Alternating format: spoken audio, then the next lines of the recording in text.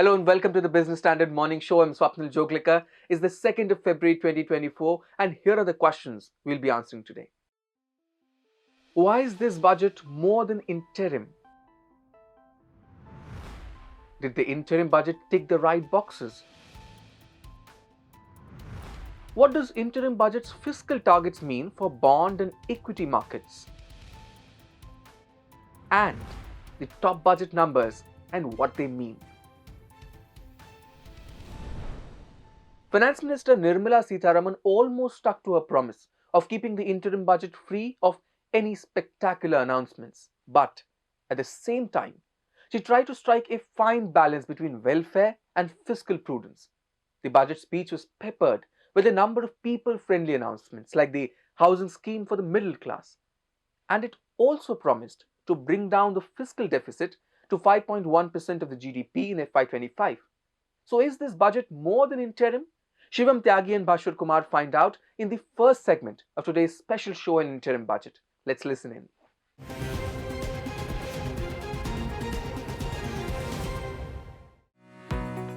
As she presented the interim budget for financial year 2024-2025 on February 1, Union Finance Minister Nirmala Sitharaman appeared confident that the Narendra Modi-led government would come back after the general elections to present the full budget in July.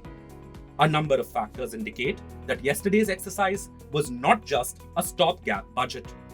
First, the Finance Minister outlined a clear fiscal consolidation path for the future. Sitharaman's budget speech revealed that the government intends to rein in the fiscal deficit for 2024-25 or FY25 at 5.1% of GDP, beating the expectations of several economists and analysts. Sitharaman pegged the fiscal deficit at 5.8% for the current financial year, FY24, lower than the 5.9% budgeted earlier. The centre's post-COVID-19 fiscal consolidation plan calls for reducing the fiscal deficit to 4.5% of GDP by FY26. Overall, Sitharaman has projected better than expected fiscal consolidation in revised projections for FY24 as well as budget estimates for FY25, despite conservative tax buoyancy in the estimates. So, an interim budget is basically meant to be a vote on account, which is like accounting for the likely revenues and the required expenditures for a period of up to 4 months before a full budget is presented. Given this context, we were not really expecting any major policy changes or any major announcements in this budget. What we were looking out for were two key fiscal metrics. One, the fiscal deficit to GDP ratio for FY24 revised estimates and FY24-25 budget estimates. And within this, what capex was targeted for these 2 years. So on both of these counts, the announcements today are actually better than what we were expecting. The fiscal deficit for FY24 is below what was originally budgeted. And the consolidation that is being attempted for FY25 is also sharper than what we were hoping for. At the same time, capex is higher than what we were penciling in for both these years. So this is all very positive. We have some concerns in terms of some of the underlying fiscal math numbers, particularly the non-tax revenues, which seem to be a little bit optimistic. And while the disinvestment numbers are not very large, whether or not they're eventually achieved will depend on market factors. An interim budget is supposed to be a stopgap arrangement that keeps things running smoothly until the new government can make a full-fledged budget for the whole year. Just before completing its term, the incumbent government makes a plan on how to spend and save money for the next few months. However, the Finance Minister's budget speech also revealed that the centre would spend a record 11.11 trillion rupees on infrastructure creation in 2024-25. This allocation for capital expenditure for the year starting April 1 is 11.1% higher than the allocation in the current year. As a percentage of GDP, capital expenditure will rise to 3.4% next year, compared to 3.3% in the current year. The government has also allocated a larger portion of the interim budget to construct long-term assets, such as roads and railways, than has been witnessed in 30 years. Capital expenditure's share is anticipated to be 23.3% of total spends, according to the budget estimates for FY25. It is the highest allocation since FY95 budget, when it was at 24%. I believe that the government has done commendable to be able to project that they will be able to consume 9.5 trillion out of the 10 trillion allocation that was made. And I believe that the major shortfall could be because of the states not being able to spend the money that was allocated to them. Last year, it was a growth of almost more than 30% allocation for capex. This year, it is about 17% on the revised estimate. That is 9.5 trillion and 11.1 trillion in this year. 9.5 trillion is the revised estimate. Therefore, a 17% growth is what I believe is what the economy in a year could absorb. And there is possibly the construction capacity addition in the country that it could absorb that level of increase. Some of the key measures related to infrastructure were also meant to increase convenience for the general public.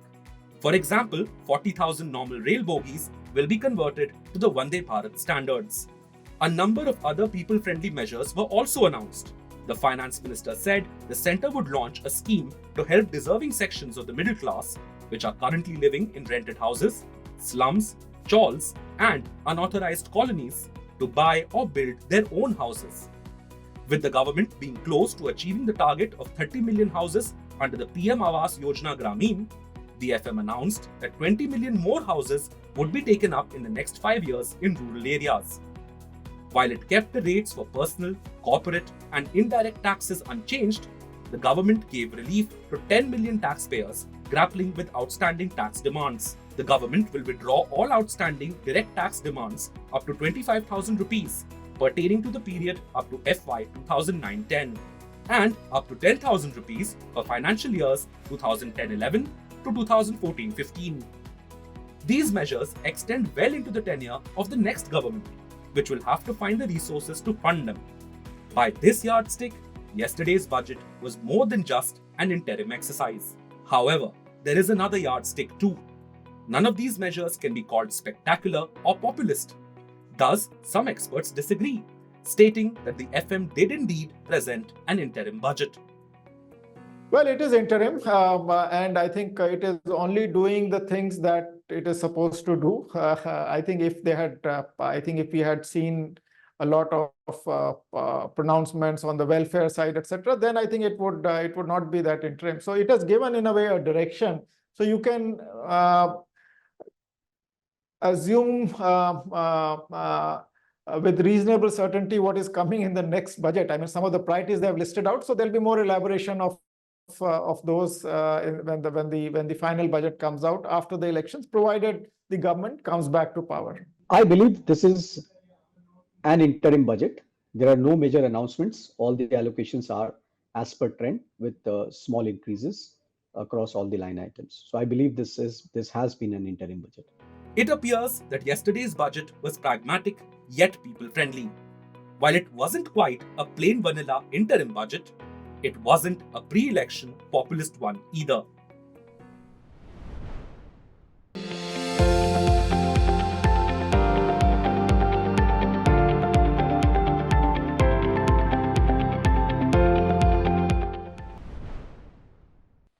This is what experts have to say about the interim budget. Now, let's see what Business Standard's own crack team thinks.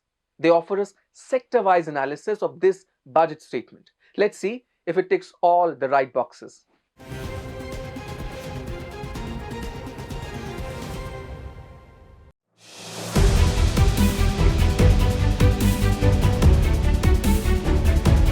Considering that it's a pre-election budget, it needed to be people-friendly, and I think it has tried to tick all the right boxes.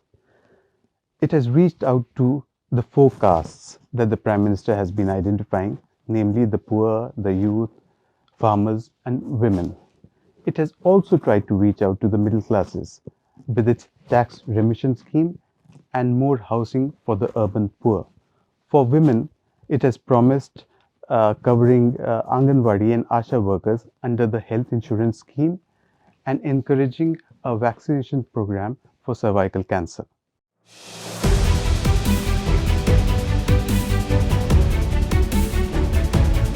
For the rural and the agriculture, there are basically two standout points. The first is the promise to build 2 crore more houses in the rural areas over the next 5 years. This is over and above the 3 crore houses already built by the Narendra Modi government since it came to power in 2014-15. And also the allocation has been kept at for Pradhan Mantri Awas Yojana Gramin has been kept at around 80,000 crore, which is same as which is higher than the revised estimate of FY24, but same as the budget estimates of FY24, which also means that the government's focus on building tangible rural assets continues as it has been in the past. The second standard point obviously is the higher allocation for Manrega, which in FY25 is almost 86,000 crore, much higher than the BE of FY24, but same as the RE of FY24. But the flip side here is that higher allocation for Manrega is reflective of a continued weakness in the rural jobs market.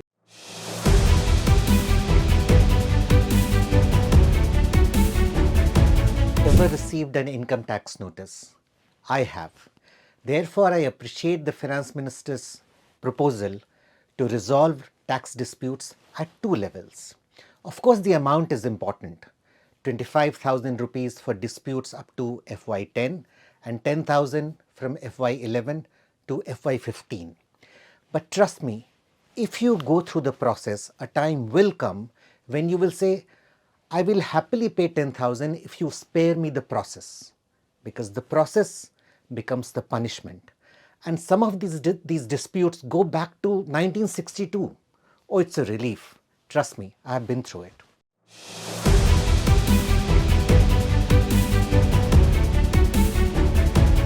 The Finance Minister in her budget has announced that close to 40,000 railway bogies would be upgraded to the Vande Bharat standards. This means that these trains would be faster, would be safer, and given that they would be running at higher speed, it will also decongest the existing railway network. That means that as a railway passenger, you would reach faster to your destination and there would be a reduction in the delays of trains. The Finance Minister has announced 3 economic corridors which would have enhanced railway connectivities. This is for energy, cement and the mineral sector, which are one of the highest railway users. This would also help in decongesting the railway network in these industrial corridors. Another very interesting announcement is for all the green energy enthusiasts. Now you can set up a solar rooftop in your house and get subsidy from the government.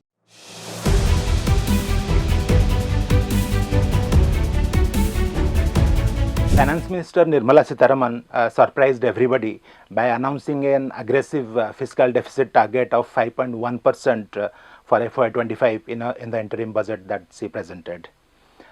This was because most economists were expecting fiscal deficit to be set at around 5.3%. Matched by this, he also announced lower borrowing program for FY25.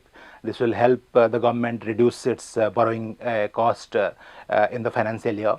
Not only that, the Finance Minister said that she will overachieve the fiscal deficit target for the current fiscal year, which is FY24, at 5.8% rather than 5.9% that she had promised last year. However, some economists also believe that the government may have kept some leg room for more pre-poll announcements before the elections, so that in the final budget, which the next government will present in July, the government may increase the fiscal deficit by around 0.2 percentage points. Biggest surprise in this budget is that she chose not to provide adequately increased amounts to many of the welfare schemes that the government holds very dear to. Like the Prime Minister Kisan scheme has got the same amount of money. But if you look at the Narega, has got little more for the current year only, but not for the next year. 86,000 crore? Yeah, that's for the current year. Yeah. And for next year is the same amount. RE same amount. So and even if you look at the many other schemes, there is a very, very token increase that has been given for next year.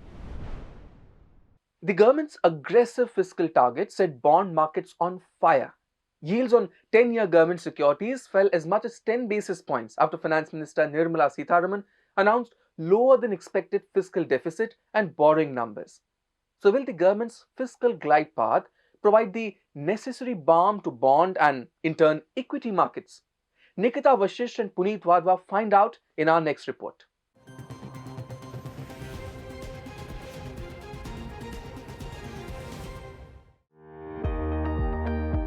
The interim budget for the financial year 2024-25 walked the talk as far as fiscal consolidation is concerned. Finance Minister Nirmala Sitharaman has pegged the fiscal deficit target at 5.1% of the GDP for the new financial year, down around 70 basis points from 5.8% target for FY24. This is also lower than the market expectation of 5.2 to 5.4%. Add to it, against analysts' estimate of gross market borrowing at 15.43 trillion rupees, the interim budget has pegged the same at 14.13 trillion rupees for the new fiscal.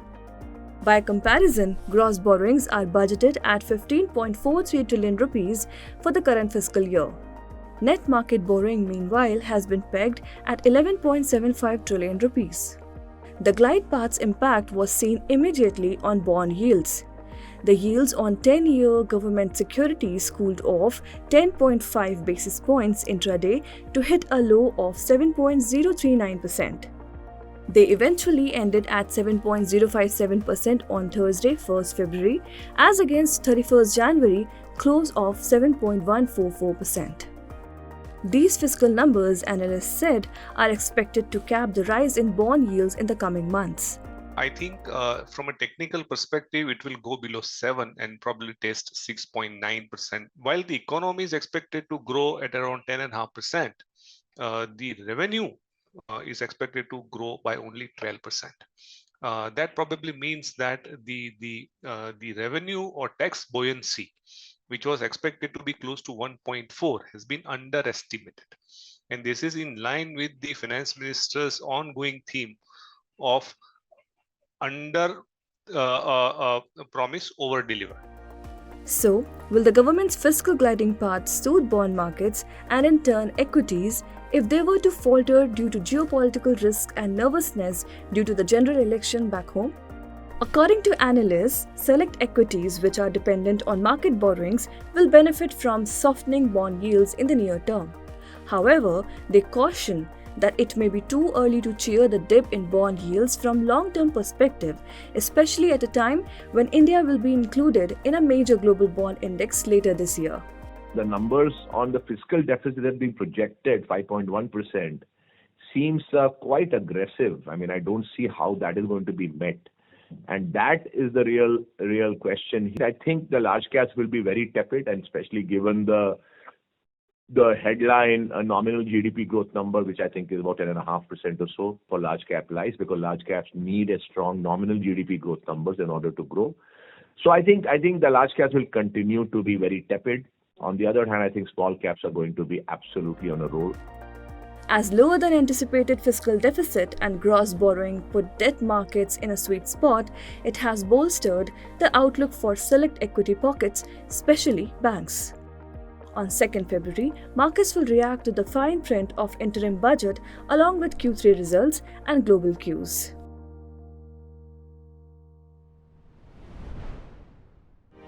He's making plans for an early retirement. Business Standard. At about 58 minutes, it was perhaps the shortest budget speech by Nirmala Sitharaman. But it certainly carried a punch. Abhijit Kumar breaks down a few important numbers which got newsmakers' attention.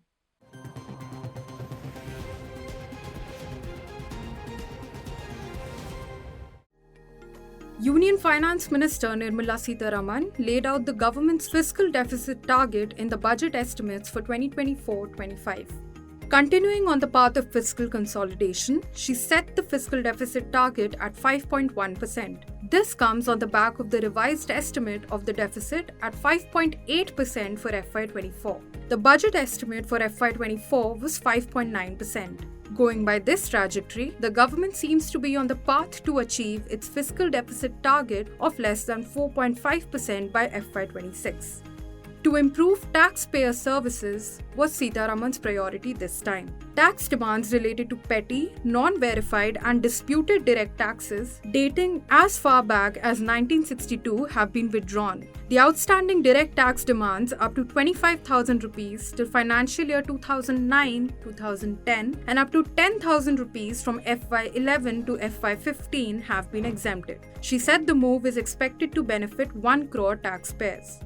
On the infrastructure front, the Finance Minister announced an 11.1% increase in capital expenditure to 11.1 trillion rupees for FY25, pegging it at 3.4% of the GDP. However, in real terms, it is almost 18% increase compared to the revised estimate for capex in FY24.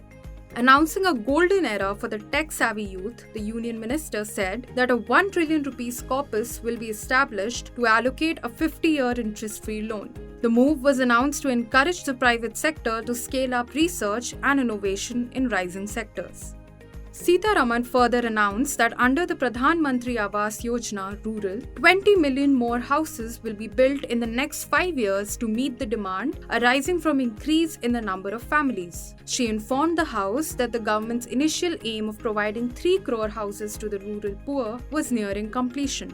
Emphasizing free electricity, she said that 1 crore houses will be enabled with rooftop solarization. This follows PM Modi's launch of Pradhan Mantri Suryodaya Yojana at the Ram Temple consecration ceremony. Sitharaman said that the move would allow households to save 15 to 18,000 rupees annually and increase employment and entrepreneurship in the sector.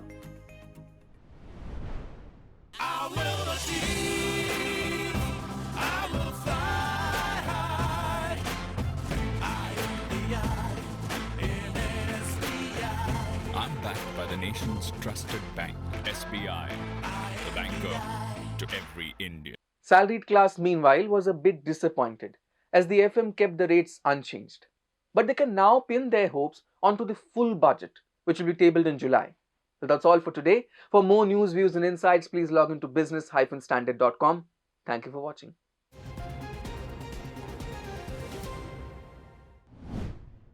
If you like this video, share it and subscribe to Business Standard. For more news, views and insights, log on to www.business-standard.com. Do also follow us on YouTube, Twitter, Facebook, Instagram, Telegram and LinkedIn.